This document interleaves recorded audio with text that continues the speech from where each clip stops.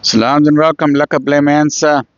Nou hierdie is 'n baie pragtige, wat ek call 'n Valentine's card. Hierdie is 'n Valentine's card dag.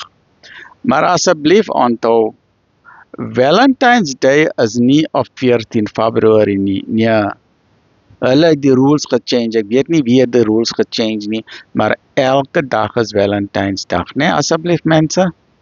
You moet your spouse lekker, you must look after them nice, love them every day, not only 14th of February. In the same way, Mother's Day is every day, not only on Mother's Day, asseblief mense. Nou hoekom is daar liefheid? Hoekom? Laat ons lees hoekom.